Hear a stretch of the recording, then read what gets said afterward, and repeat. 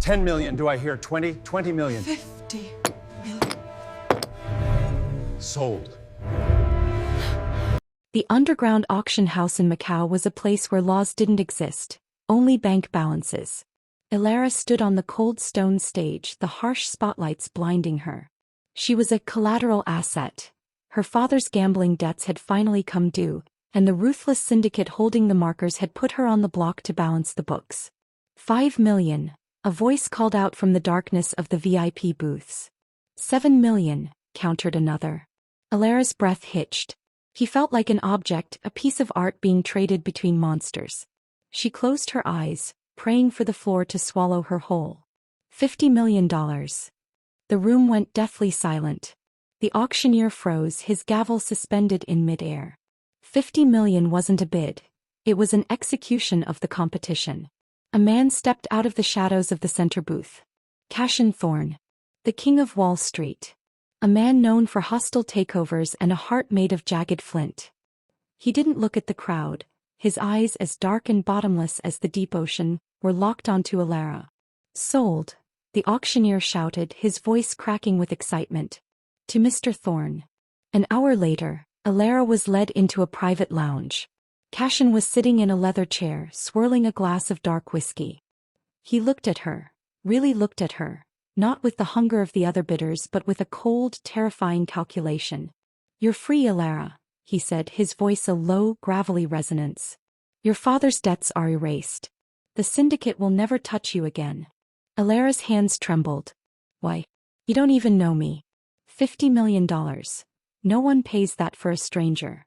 Cassian stood up, his towering frame casting a long shadow over her. He walked closer until she could smell the expensive tobacco and sea salt on his skin. He reached into his pocket and pulled out a small, tarnished silver locket. Elara gasped. It was the locket her mother had worn before she disappeared 10 years ago. I didn't buy you to save you, Elara, Cassian whispered, leaning down until his lips were inches from her ear. I bought you because you are the only person who can open the vault your mother left behind. You're free from the syndicate, but you belong to me until I get what I'm owed. He turned on his heel and walked toward the door. My car is waiting. We leave for New York tonight. Don't bother packing. Everything you owned before this moment no longer exists. Elara stood in the center of the room, the weight of her freedom, feeling heavier than the chains she had just escaped.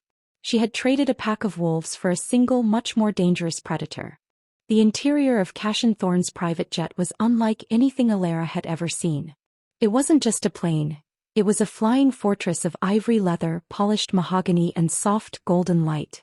But to Elara, as the engines roared to life and the lights of Macau vanished beneath the clouds, it felt like a pressurized vacuum.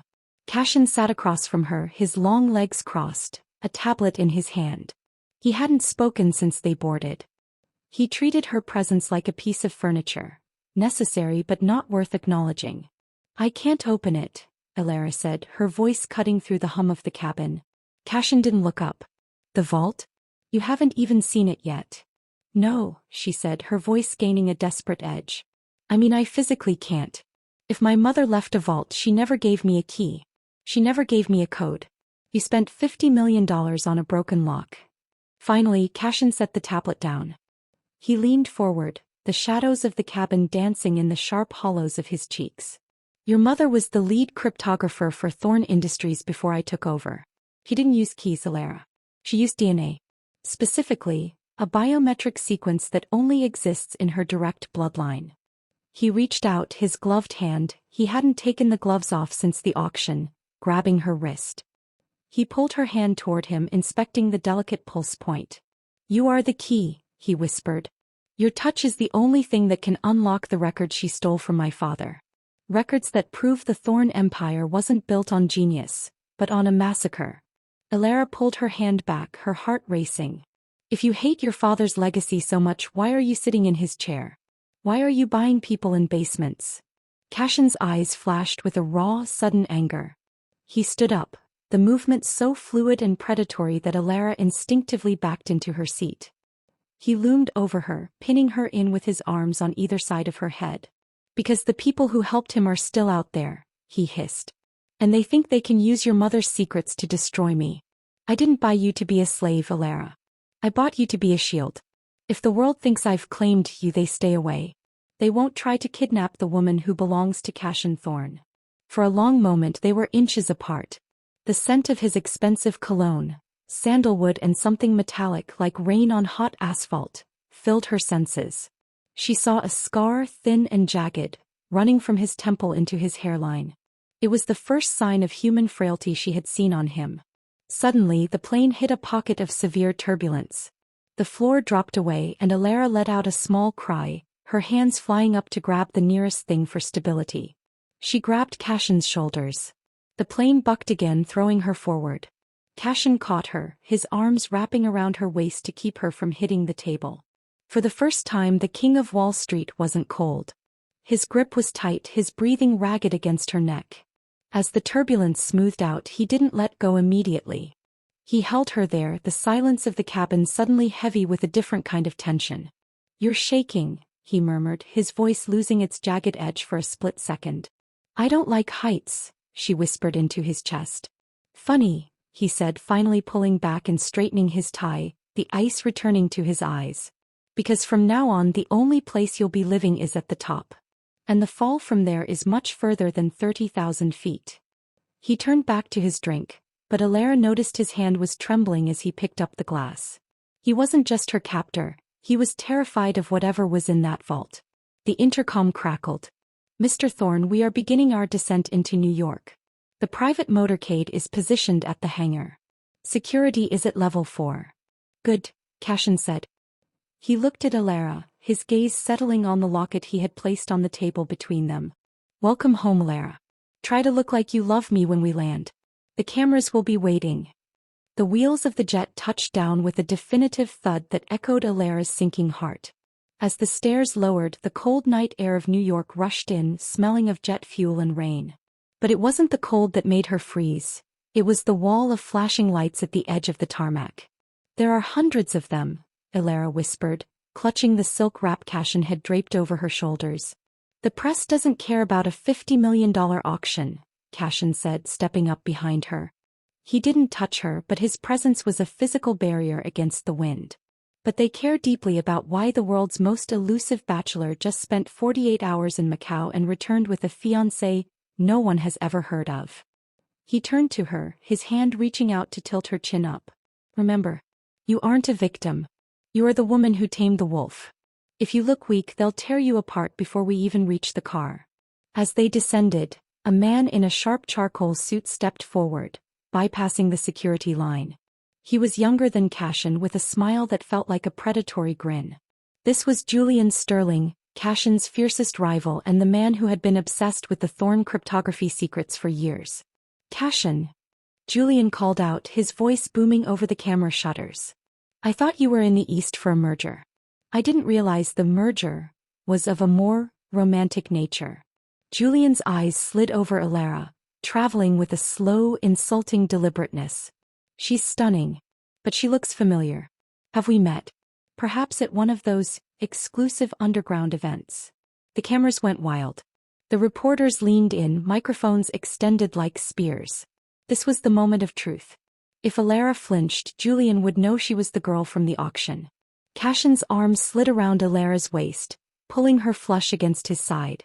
The heat of his body was the only thing keeping her upright. "Julian, your memory was always your weakest suit. Elara and I met years ago in Switzerland. We've kept our engagement private to avoid, well, people like you." "Is that so?" Julian stepped closer, his voice dropping so only the three of them could hear. "Because my sources say a girl fitting her exact description was sold 3 nights ago. It would be a shame if the SEC found out you were using company funds to buy brides, Cassian." Elara felt the air leave her lungs. But then she remembered the locket.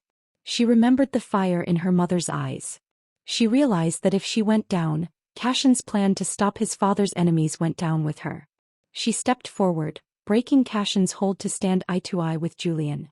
"Mr. Sterling, if your sources are as reliable as your last quarterly earnings report, I suggest you fire them. Now, if you'll excuse us, I've had a very long flight and I'd rather not spend my first night in New York talking to a man who smells like desperate desperation." The press line gasped. A few reporters actually laughed. Cassian's eyes widened for a split second, a flash of pure, unadulterated shock, before his mask of indifference returned. He didn't say a word. He simply led her toward the waiting black SUV, the door held open by a man who looked more like a soldier than a chauffeur. Once the door slammed shut and the glass darkened, the silence in the car was deafening. The car pulled away, leaving the chaos behind. That was... Cassian started, his voice trailing off. Stupid.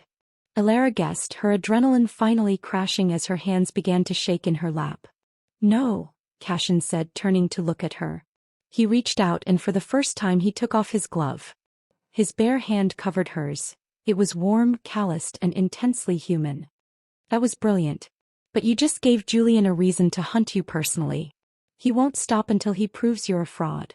Let him try, Elara whispered, looking out at the neon blur of Manhattan. I've been a ghost my whole life, Cassian. I'm good at hiding in plain sight. Cassian didn't let go of her hand. He watched her for a long time, his thumb tracing the line of her knuckles. The manor is 10 miles ahead. It's a fortress, Elara. But the most dangerous things in that house aren't the guards. They're the memories. Be careful what you go looking for. Thorne Manor sat on a jagged cliff overlooking the Hudson River, a monolith of black stone and floor-to-ceiling glass. It looked less like a home and more like a high-tech mausoleum. As the SUV wound up the private drive, the heavy iron gates hissed shut behind them, sealing Elara into Cassian's world. The east wing is yours, Cassian said as they stepped into the foyer. The floors were polished obsidian, reflecting the moonlight that poured through the skylights. My staff has been told you are my fiancé. They are loyal to me, but remember, loyalty in this house is bought, not earned. Keep your door locked. Why? Elara asked, her voice echoing in the vast space. If I'm safe here, why lock the door? Cassian paused at the foot of the grand staircase. He looked back at her, the shadows making his eyes look like hollow pits. Because I'm not the only one who lives here. My father is in the West Wing. He hasn't left his rooms in 3 years, but he hears everything. And he has never liked guests. Before she could ask more, Cassian vanished into the shadows of the upper floor. Elara was led to her suite by a silent woman named Mrs. Halloway, whose eyes held a strange mix of pity and fear. The room was beautiful. Silk sheets, a fireplace already crackling with birch wood, and a wardrobe filled with clothes that cost more than her father's entire house. But Elara couldn't sleep. The locket felt heavy on the nightstand, a silent heartbeat calling to her. Driven by a restless energy, Elara slipped out of her room at midnight. She followed a faint scent of jasmine, her mother's favorite perfume, that seemed to linger in the vents of the old house. She found herself in a corridor that wasn't as polished as the rest. The wallpaper was peeling and the air was thick with dust. At the end of the hall was a door with a simple bronze plaque, Library Annex. She pushed it open. It wasn't a library. It was a workspace. Half-finished circuit boards, stacks of encrypted ledgers, and a single vintage typewriter sat on a desk. This was her mother's office. Elara's heart thundered as she touched the desk. In the center was a small indentation, a circular groove that matched the locket perfectly. Her breath hitched. She placed the locket into the groove and pressed down. A soft click echoed in the silence. A hidden panel in the floor slid back, revealing a small, glowing terminal. Authentication required. Biometric sequence alpha. Elara placed her thumb on the glass. The machine hummed, scanning the ridges of her skin, searching for the DNA her mother had left behind. Access granted, a synthesized voice whispered. Files began to scroll across the screen. The Phoenix Protocol. The Blackwood Massacre. The Thorne-Sterling merger of 1998. But before Elara could read a single line, a hand reached over her shoulder and slammed the terminal shut. She spun around, gasping. Cassian was standing there, his shirt unbuttoned, his chest heaving as if he'd been running. He wasn't wearing his gloves. His bare hands were gripped tight on the edge of the desk. I told you to stay in your room, he growled, his voice thick with a terrifying intensity. This was her office, Elara challenged, her fear turning into defiance. You brought me here to open the vault, Cassian. I just did. Why are you stopping me? Because you don't know what's in there. Cassian roared, stepping into her space. He pinned her against the desk, his eyes searching hers with a desperate, fractured light. My father didn't just kill people for money, Elara. He used your mother's code to erase them. If you open those files, you aren't just a key anymore. You're a witness. And witnesses in this family don't live to see the dawn. He was so close she could feel the heat of his skin, the raw, jagged pulse of his heart. For a second, the anger between them flickered into something else. A magnetic pull born of shared trauma and forbidden proximity. Cassian's gaze dropped to her lips. His hand moved, his bare fingers grazing the sensitive skin of her neck. It was the first time they had touched skin to skin without the barrier of his gloves. A spark like a physical shock surged through both of them. He jerked his hand back as if he'd been burned, his expression turning to one of pure horror. "Stay away from the terminal," he whispered, backing away into the darkness. "For your own sake, Elara. Don't make me choose between my family's survival and yours." The silence following Cassian's departure was heavier than the darkness. Elara stood in the library annex, her skin still tingling where his bare fingers had grazed her. She looked at the closed terminal. He was terrified, not of the law but of the truth. She reached for the locket to reset the floor panel, but a sound stopped her cold. Thump. Freep. Thump. It was coming from the ventilation shaft above the desk. A rhythmic, dragging sound that didn't belong in a house of high-tech security. Then a voice, thin, raspy, and sounding like dry leaves blowing over a grave, echoed through the vents. "Is that you, little bird? Did Cassian finally bring me my key?" Elara's breath hitched. She backed away from the desk, her eyes darting to the shadows. Who was the father? Silas Thorne. The man Cassian said hadn't left his rooms in 3 years. "He thinks he can hide you," the voice whispered, closer now, as if the man were speaking directly into the room. "But the blood knows. You have her eyes, Elara. I saw them on the security feed. You have the eyes of a woman who is about to lose everything." Panic surged. Elara didn't head back to her room, she ran toward the west wing. She had to see the face of the monster who had destroyed her mother's life. She sprinted through the darkened corridors, past heavy velvet curtains and suits of armor that seemed to watch her pass. She reached the double mahogany doors of the west wing. They were locked with a biometric scanner just like the terminal. Without thinking, she pressed her thumb to the glass. Access granted. The doors swung open. The air inside was freezing and smelled of ozone and expensive cologne. The room was massive, filled with screens monitoring every inch of the estate. In the center, sitting in a high-backed wheelchair facing the window, was a silhouette of a man. "You're late for our introduction," Silas Thorne said, his chair slowly swiveling around. He wasn't the withered old man she expected.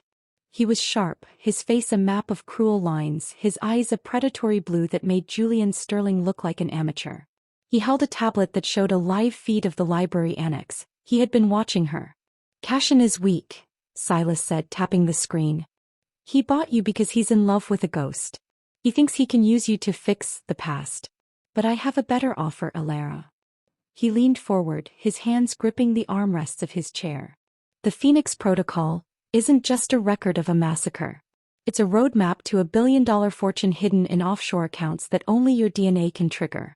Give me the access and I'll give you Cassian's head on a platter. You can walk out of here with enough money to buy 10 Macau auctions."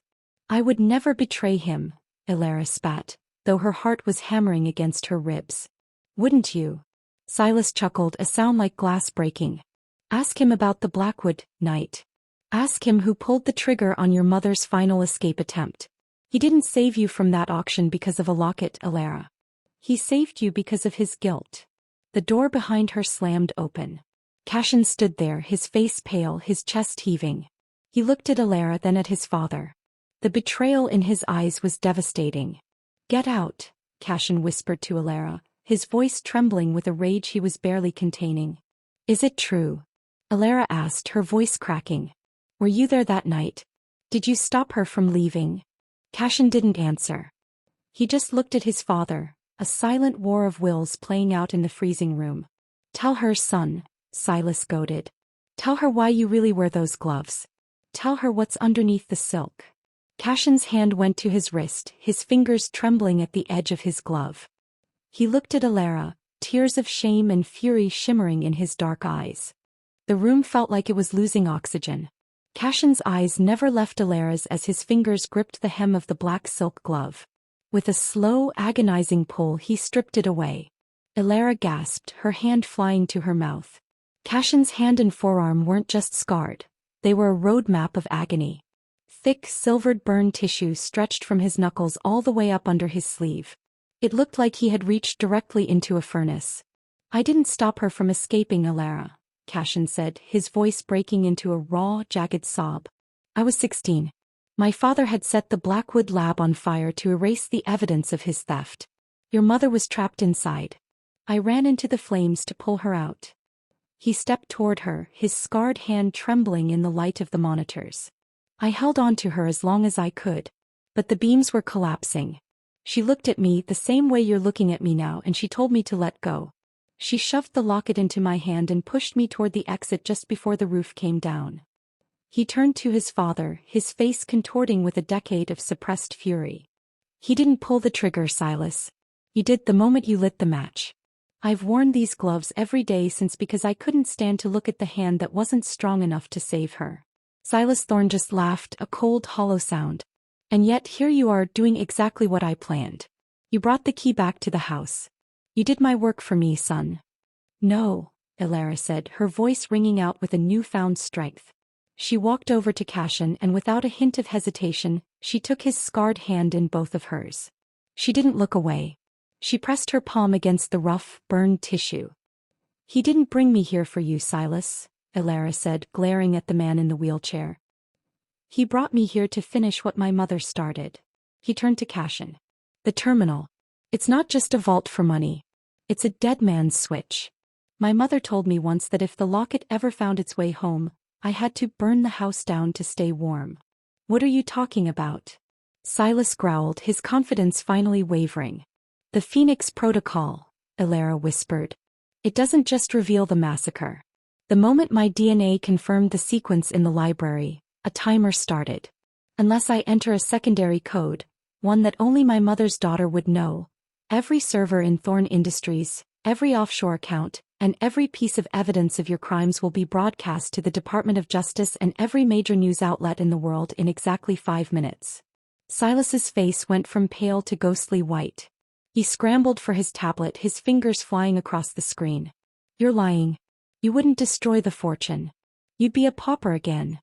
I've been a pauper my whole life, Elara said, her eyes shining with tears and triumph. But for the first time I'm free. And so is Cassian. Cassian looked at her, a look of pure, soul-shattering realization dawning on him. He wasn't just his father's son anymore. He wasn't a captor. He was a man being offered a clean slate. Do it, Cassian whispered. Burn it all down, Elara. As the sirens began to wail in the distance, the sound of the authorities arriving as the data burst hit the local precinct, Elara leaned in. She didn't enter a code to stop the timer.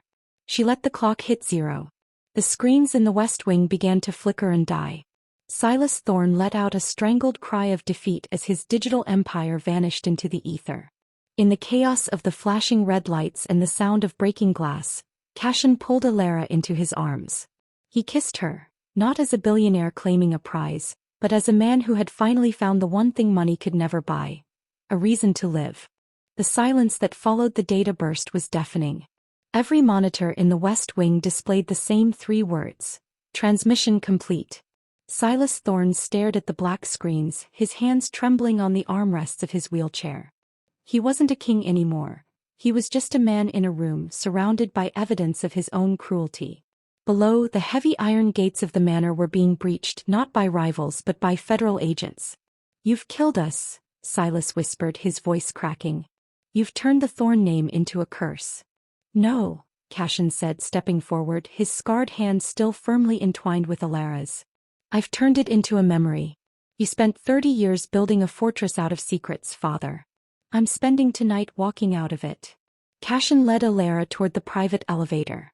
They didn't take anything: no jewels, no files, no gold. They left the Thorne legacy to burn in the light of the truth. As they stepped out onto the driveway, the flashing blue and red lights of the police cruisers illuminated the black stone of the manor. Reporters were already swarming the gates, their cameras aimed at the falling empire. Cassian didn't hide his face. He didn't put his gloves back on. He walked right past the cameras, shielding Elara not from the light but from the chaos. 1 year later. The setting sun painted the Mediterranean Sea in hues of bruised purple and burning gold. Far away from the skyscrapers of New York and the shadows of Macau, a small whitewashed villa sat on the cliffs of Amalfi. Elara stood on the terrace, a sketchbook in her lap. She wasn't drawing cryptosequences or vaults. She was drawing the way the light hit the lemon trees. She wore a simple linen dress, her mother's locket resting against her collarbone, no longer a burden but a piece of history. "The boat is ready," a voice called out. He turned to see Cassian. He looked younger, the sharp, jagged tension in his jaw replaced by a quiet peace. He was wearing a short-sleeved shirt, his scarred arm fully visible in the sunlight. He no longer hid the mark of his sacrifice. "Did you hear from the Foundation today?" Elara asked, walking toward him. "The Rossi Thorne Scholarship Fund just put its first 100 students through school," Cassian said, pulling her into his arms. "And Julian Sterling's firm officially folded this morning. The Phoenix Protocol was thorough, Elara. There's nothing left of that world." He leaned his forehead against hers, the sound of the waves below echoing the steady beat of their hearts. "You told me once that you were a ghost. But look at you now. You're the brightest thing in my world." "And you," she whispered, reaching up to touch his face. "You bought my freedom, Cassian Thorne. But I think I'm the one who claimed your heart." "You didn't have to claim it," he murmured, closing the distance between them for a kiss that tasted of sea salt and a future without secrets. "It was yours the moment you looked at me and didn't blink." The camera pans out, leaving the couple on the terrace as the screen fades to black, the credits rolling over the peaceful sound of the ocean.